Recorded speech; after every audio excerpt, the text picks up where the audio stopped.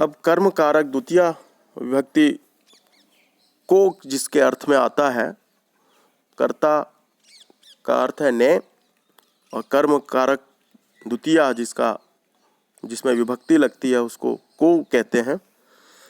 और आज्यार्थक विधिलिंग पठेत पठेताम पठेयुः, पठेः पठेतम पठेत, पठेयम पठेव पठेम, भवेत भवेताम भवेयुः, लिखेत लिखेताम लिखेयुः, वदेत वदेताम वदेयुः, हसेत हसेताम हसेयुः, धावेत धावेताम धावेयुः, रक्षेत रक्षेताम रक्षेयुः, क्रीडेत क्रीडेताम क्रीडेयुः, गच्छेत गच्छेताम गच्छेयुः, आगच्छेत आगच्छेताम आगच्छेयुः, पतेत पतेताम पतेयुः, नृत्येत नृत्येताम नृत्येयुः।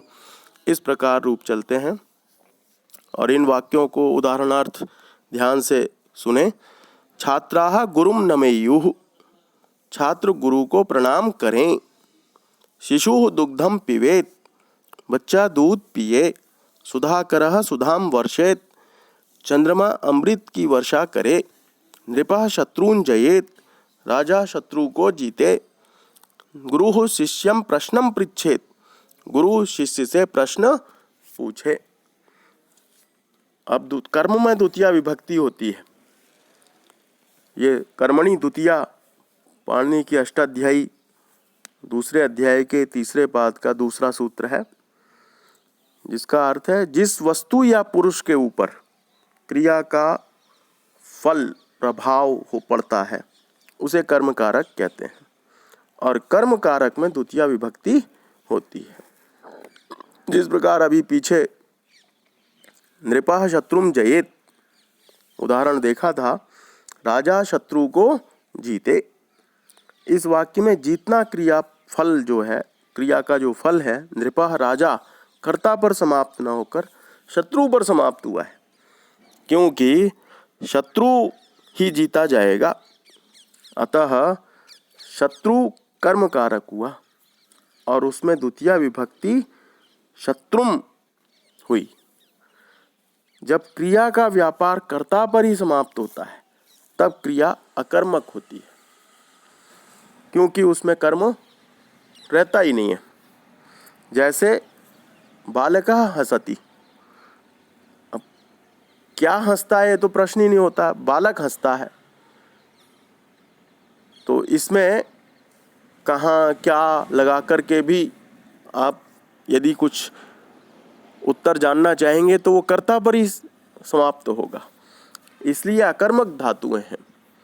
दो प्रकार की धातुएं होती हैं, सकर्मक धातुएं और अकर्मक धातुएं। इस वाक्य में हंसने का जो व्यापार कर्ता तक ही समाप्त हो जाता है, अतः हसति अकर्मक क्रिया का रूप है। कर्म का उपर्युक्त लक्षण ठीक नहीं, क्योंकि साहित्य में ऐसे अनेक उदाहरण हैं जिन पर क्रिया का फल तो समाप्त होता है पर वे कर्म कारक नहीं माने जाते। उदाहरण देते हैं, वह घर जाता है। यहाँ यद्यपि जाने का कार्य घर पर समाप्त होता है, तथापि घर प्रायः कर्म नहीं माना जाता। न जाना ही सकर्मक क्रिया है। घर को कर्म मानने के लिए विशेष नियम है। पाणिनि के अनुसार कर्म की यह परिभाषा है, कर्ता सबसे अधिक जिस पदार्थ को चाहता है वह कर्म है।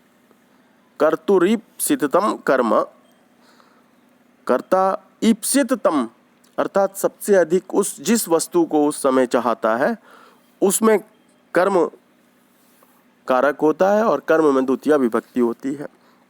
जैसे उदाहरण दिया, यथा पैसा योदनम भुंक्ते, दूध से भात खाता है। यहाँ दूध की अपेक्षा भात कर्ता को अधिक पसंद है, इसीलिए दूध से में तृतीया विभक्ति आई।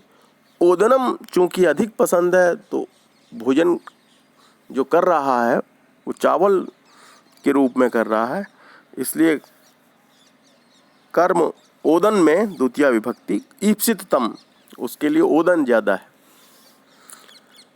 दूसरा उदाहरण है, मुनेः शिष्यम मार्गम पृच्छति, मुनि के शिष्य से रास्ता पूछता है। इस वाक्य में यद्यपि पूछने वाला कर्ता शिष्य की अपेक्षा मुनि से ही रास्ता पूछना अधिक पसंद करता, तथापि मुनि की कर्म संज्ञा नहीं हो सकती, क्योंकि मुनि का पृच्छति क्रिया के साथ कोई सीधा संबंध न होकर शिष्य के साथ विशेष संबंध है।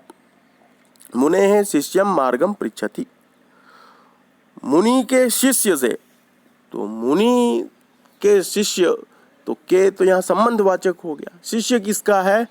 मुनि का है। तो मुनि और शिष्य का संबंध है इसमें, इसलिए कोई भी कारक नहीं हो सकता। तो मुनि में षष्ठी विभक्ति हो गई और पूछ तो वो शिष्य से रहा है।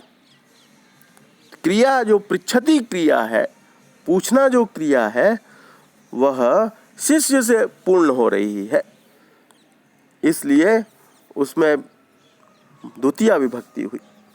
क्योंकि ईप्सिततम, पूछना जो क्रिया का जो मूलतम, अधिकतम, और कहना चाहिए कि सबसे प्रमुख उसका जो उद्देश्य है पूछना, वह शिष्य से पूछना ही हो रहा है। तथा युक्तम चानीप्सितम, अगला अष्टाध्यायी का सूत्र है।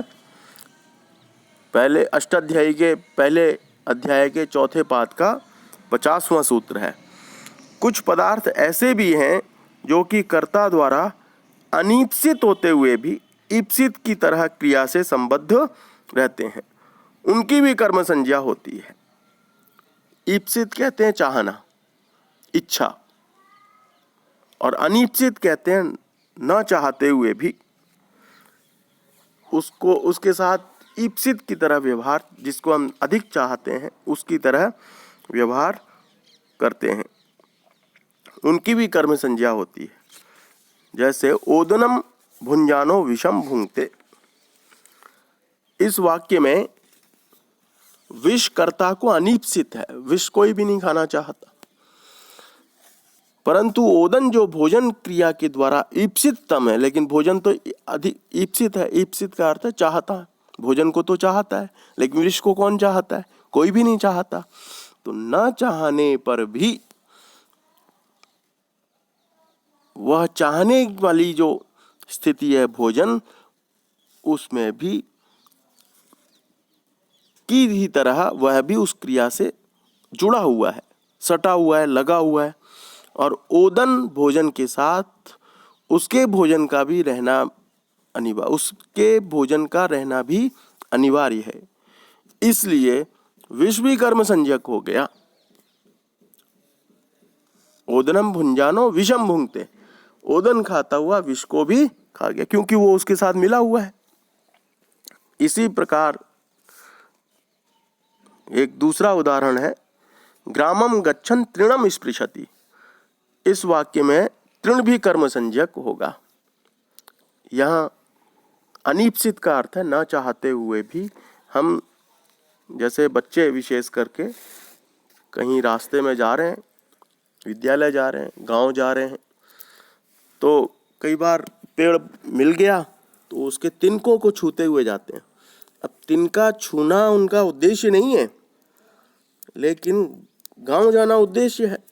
फिर भी वह जो तिनके को छूने की जो क्रिया हो रही है, अनीप्सित होने पर भी उसमें गांव जाना ईप्सित है, लेकिन रास्ते में जो तिनके छूने की क्रिया हो रही है उसमें भी द्वितीय विभक्ति होगी। इसीलिए ग्रामम गच्छन तृणम स्पृशति, गांव जाता हुआ तिनके का भी स्पर्श करता है। अनिश्चित का अर्थात न चाहते हुए भी ईप्सित होने, ईप्सित की तरह ईप्सित के साथ जुड़ा हुआ होने के कारण चाहते हुए भी न चाहते हुए भी वह उसमें द्वितीय विभक्ति होगी।